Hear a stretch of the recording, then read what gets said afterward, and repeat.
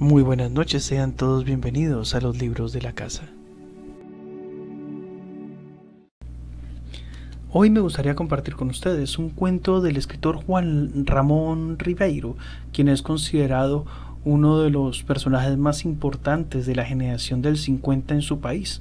Él es un escritor peruano y me refiero a escritores de la talla de Mario Vargas Llosa, de Carlos Eduardo Zavaleta o de Enrique Congraís. Entonces, sin dar más largas al asunto, quiero compartir con ustedes un cuento llamado El banquete, del escritor Julio Ramón Ribeiro, que dice así. Con 2 meses de anticipación, don Fernando Pasamano había preparado los pormenores de este magno suceso. En primer término, su residencia hubo de sufrir una transformación general. Como se trataba de un caserón antiguo, fue necesario echar abajo algunos muros, agrandar las ventanas, cambiar la madera de los pisos y pintar de nuevo todas las paredes. Esta reforma trajo consigo otras y, como esas personas que cuando se compran un par de zapatos juzgan que es necesario estrenarlos con calcetines nuevos y luego con una camisa nueva y luego con un terno nuevo y así sucesivamente hasta llegar al calzoncillo nuevo, don Fernando se vio obligado a renovar todo el mobiliario, desde las consolas del salón hasta el último banco de la repostería. Luego vinieron las alfombras, las lámparas, las cortinas y los cuadros para cubrir esas paredes que desde que estaban limpias parecían más grandes. Finalmente, como dentro del programa estaba previsto un concierto en el jardín, fue necesario construir un jardín. En 15 días, una cuadrilla de jardineros japoneses edificaron, en lo que antes era una especie de huerta salvaje, un maravilloso jardín rococó donde había cipreses tallados, caminitos sin salida, una laguna de peces rojos, una gruta para las divinidades y un puente rústico de madera que cruzaba sobre un torrente imaginario. Lo más grande, sin embargo, fue la confección del menú. Don Fernando y su mujer, como la mayoría de la gente proveniente del exterior, solo habían asistido en su vida a comilonas provinciales en las cuales se mezcla la chicha con el whisky y se termina devorando los cuyes con la mano. Por esta razón, sus ideas acerca de lo que debía servirse en un banquete al presidente eran confusas.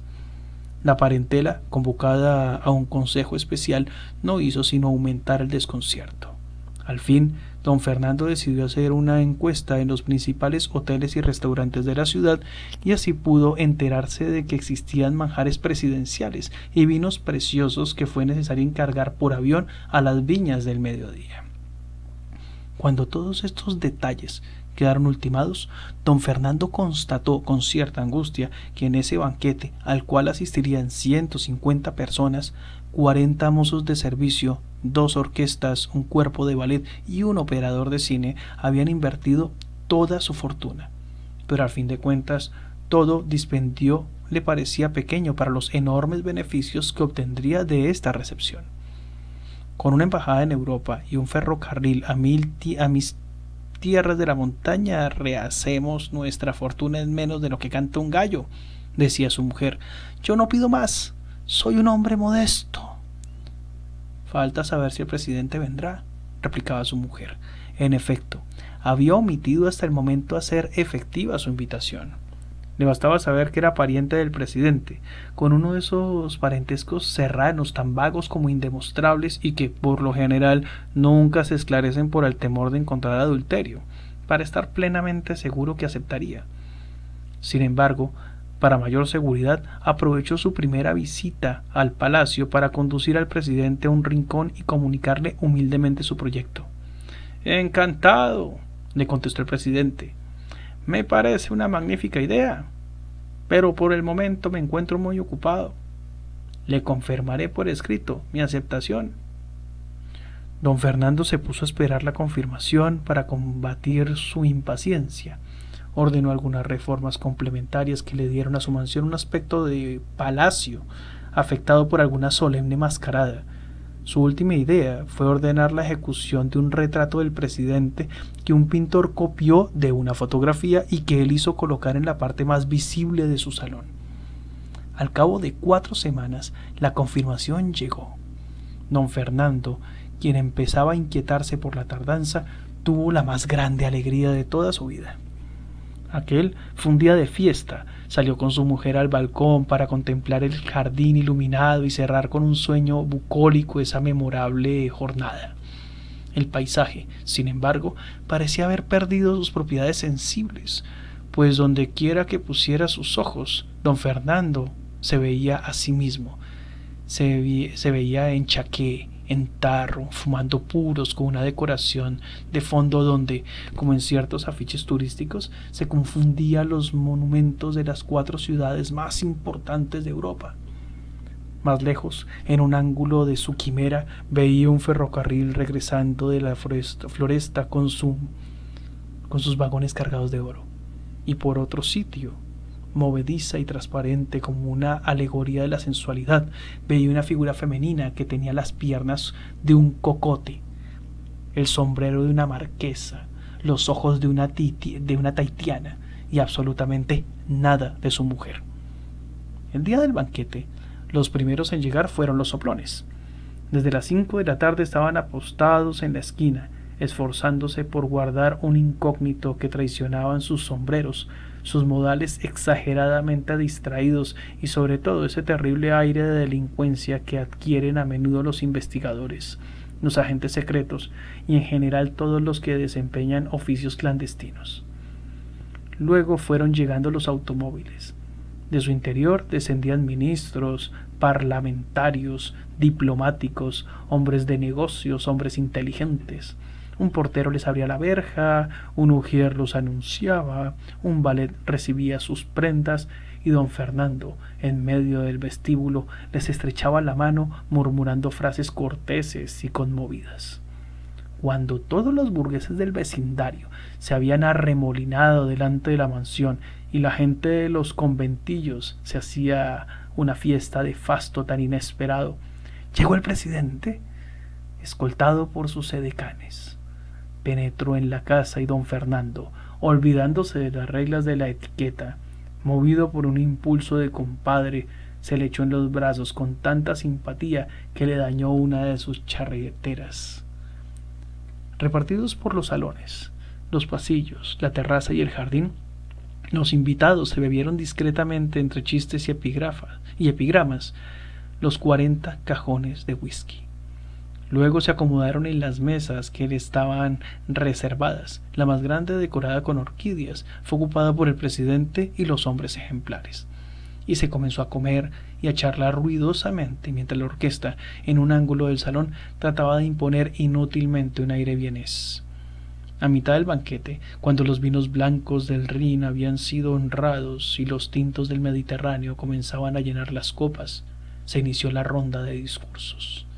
La llegada del faisán los interrumpió y sólo al final, servido el champán, regresó la elocuencia y los panegíricos se prolongaron hasta el café para ahogarse definitivamente en las copas del coñac. Don Fernando, mientras tanto, veía con inquietud que el banquete, pleno de salud ya, seguía sus propias leyes sin que él hubiera tenido ocasión de hacerle al presidente sus confidencias. A pesar de haberse sentado contra las reglas del protocolo a la izquierda del agasajado, no encontraba el instante propicio para hacer una parte.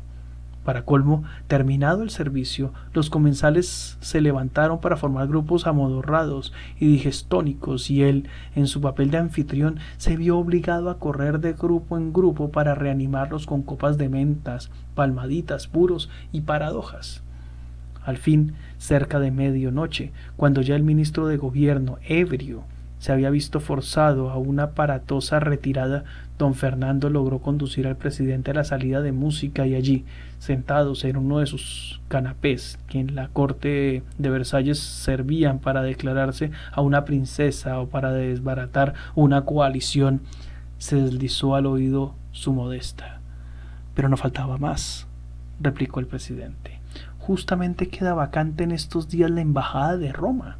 Mañana, en Consejo de Ministros, propondré su nombramiento, es decir, lo impondré. Y en lo que se refiere al ferrocarril, sé que hay en diputados una comisión que hace meses discute ese proyecto. Pasado mañana citaré a mi despacho a todos los miembros y a usted también, para que resuelvan el asunto en la forma que más convenga. Una hora después, el presidente se retiraba.